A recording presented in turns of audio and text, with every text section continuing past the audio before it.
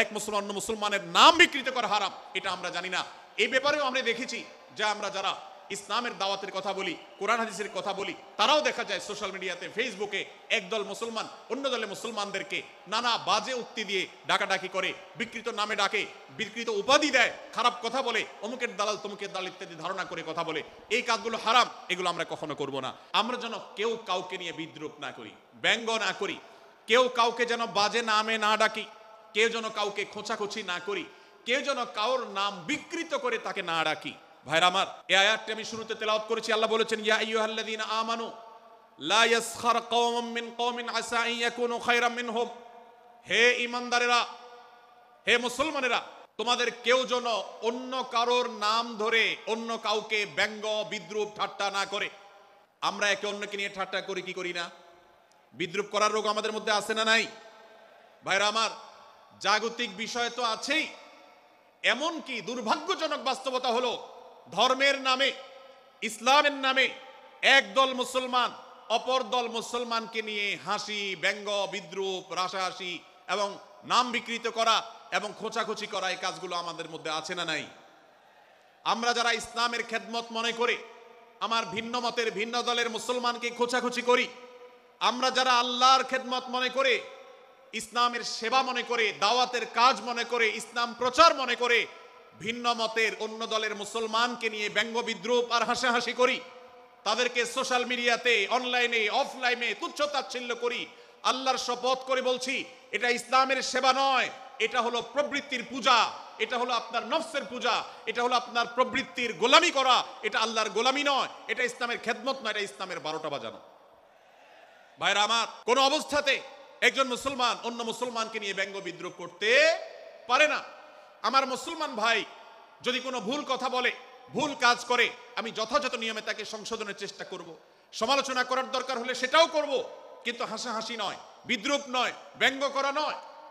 আজ আমাদের তরুণদের মধ্যে এটা একটা আর্টে পরিণত হয়েছে।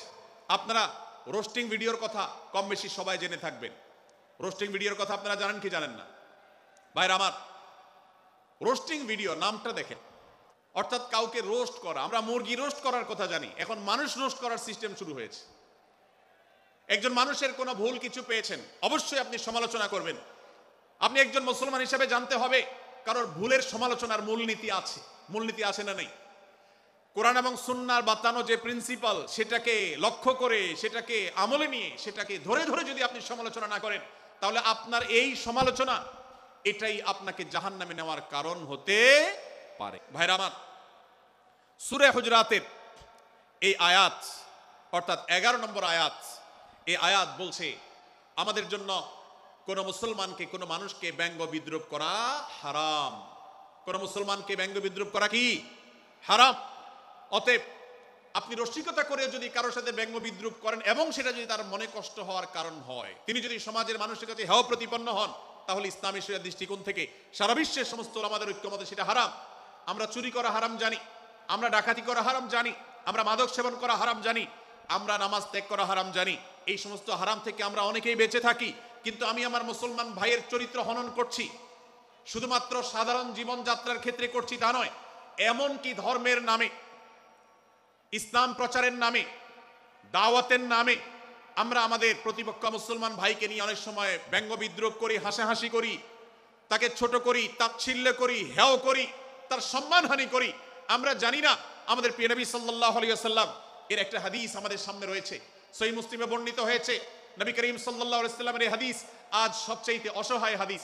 অসহায় হাদিস এই জন্য বললাম যে আজকের এই হাদিসের উপরে কেউ আমল করে না, এই হাদিসটাকে কেউ পাত্তা দেয় না, এই হাদিসকে কেউ গুরুত্ব দেয় না, অথচ এই হাদিস প্রত্যেক মুসলমানের বুকে বুকে ঝুলিয়ে রাখা দরকার। এই হাদিস আমাদের ঘরে ঘরে ঝুলানো দরকার, এই হাদিস আমাদের অফিসগুলোতে শোভা পাওয়া দরকার, এই হাদিস আমাদের জীবনে বাস্তবায়ন হওয়া দরকার। নবী করিম সাল্লাল্লাহু আলাইহি ওয়াসাল্লাম সেই হাদিস বর্ণনা করেছেন। আবু হুরায়রা রাদিয়াল্লাহু তাআলা আনহু তিনি বলেছেন, লা তাহাসাদু, লা তাহাসাদু, হে মুসলমানরা, তোমরা কেউ কাউকে কখনো হিংসা করবে না, কেউ কাউকে হিংসা করবে না। আমাদের মধ্যে হিংসা আছে না নাই? হিংসা আছে না নাই? আমরা একে অন্যকে হিংসা করি। একদল মুসলমান অন্য দল মুসলমানকে হিংসা করে, কেউ কারো ভালো দেখতে পারে না। ভাইরা আমার, আল্লাহ নবী বলেছেন, লা তাহাসাদু, তোমরা একে অন্যকে হিংসা করো না। ওয়ালা তানাজাসু, কেনা বেচা করতে গিয়ে কেউ কাউকে ধোঁকা দিও না, প্রতারণা করো না। ওয়ালা তাবাগাদু, তোমরা একে অন্যের সাথে শত্রুতা বিদ্বেষ পোষণ করবে না। ওয়ালা তাদাবারু, তোমাদের কেউ যেন কারোর পেছনে লেগে না থাকে, কাউকে অবজ্ঞা যেন না করে। ওয়ালা ইয়াবি আহাদুকুম আলা বাই'i আখিহি, এবং তোমাদের কেউ যেন আরেকজনের কেনা বেচার উপরে সেখানে ইন্টারফেয়ার করে সে যেন সেখানে কোন প্রকার ক্ষতিগ্রস্ত কাউকে না করে। ওয়াকুনু ইবাদাল্লাহি ইখওয়ানা, হে মুসলমানরা তোমরা আল্লাহর বান্দা ভাই ভাই হয়ে থাকো। তোমাদের মধ্যে মতপার্থক্য থাকুক, দলগত মতপার্থক্য, অবস্থানগত মতপার্থক্য, থটগত মতপার্থক্য, মাযহাব মাসলাবগত মতপার্থক্য থাকুক, কিন্তু তোমরা আল্লাহর বান্দা ভাই ভাই হয়ে থাকো। এক দলের মুসলমানকে আল্লাহ তাআলা ভাই ভাই হতে বলেন নাই, এক গ্রুপের মুসলমানকে আল্লাহ ভাই ভাই হতে বলেন নাই, এক বলয়ের মুসলমানকে আল্লাহ ভাই ভাই হতে বলেন নাই, নিজ দলের মুসলমানের সাথে আল্লাহ ভাই ভাই থাকতে বলেন নাই। আল্লাহ বলেছেন সকল মুসলমানদের সাথে ভাই ভাই হয়ে থাকার জন্য, ভ্রাতৃত্বের বন্ধনে থাকার জন্য। এই জন্য আল্লাহ নবী সাল্লাল্লাহু আলাইহি সাল্লাম সে নির্দেশ করেছেন। আল্লাহ নবী সাল্লাল্লাহু আলাইহি সাল্লাম আরো বলেছেন, আল মুসলিমু আখুল মুসলিম, মুসলমান মুসলমানের ভাই, লা ইয়াজলিমুহু ওয়ালা ইয়াখযুলুহু, কোন মুসলমান কোন মুসলমানকে জুলুম করতে পারে না, তার আইল ঠেলতে পারে না, তার জমি দখল করতে পারে না, তার অধিকার নষ্ট করতে পারে না, তাকে কথা দিয়ে অত্যাচার করতে পারে না। ওয়ালা ইয়াখযুলুহু, তাকে অপমানিত করতে পারে না, লাঞ্ছিত করতে পারে না। ওয়ালা ইয়াকযিবুহু, তার সাথে মিথ্যা বলতে পারে না। ওয়ালা ইয়াহকিরুহু, তাকে তাচ্ছিল্য করতে পারে না। আত্তাকওয়া হাহুনা, আত্তাকওয়া হাহুনা, আত্তাকওয়া হাহুনা। নবীজি তিনবার নিজের বুকের দিকে তাকিয়ে দেখিয়েছেন, তাকওয়া এখানে, তাকওয়া এখানে, তাকওয়া এখানে।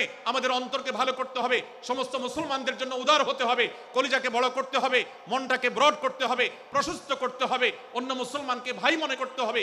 কোন ভিন্ন মতের মুসলমানের সাথে শত্রুতা পোষণ করা যাবে না।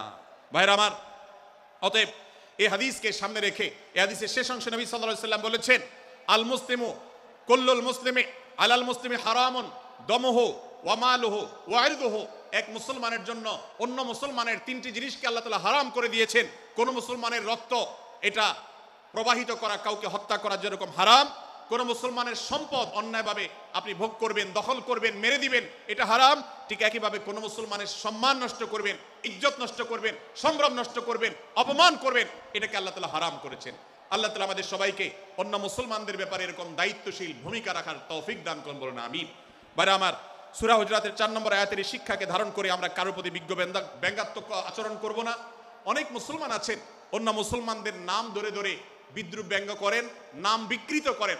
অনেক সময় আমরা রসিকতা করেও আমাদের অনেকের নাম বিকৃত করি। আল্লাহ সুবহানাহু ওয়া তাআলা এটাকে হারাম করেছেন।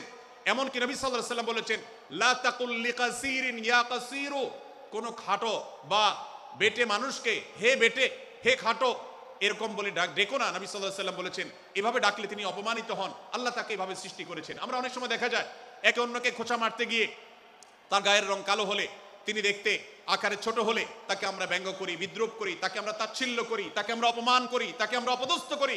ভাইরা আমার, এটা আমাদের জন্য হারাম। আমি আবারও বলছি, চুরি হারাম আমরা জানি, ডাকাতি হারাম আমরা জানি, আমরা অন্যান্য হারামের কথা জানি, কিন্তু এই যে এক মুসলমান অন্য মুসলমানের অধিকার নষ্ট করা হারাম, এটা আমরা জানি না।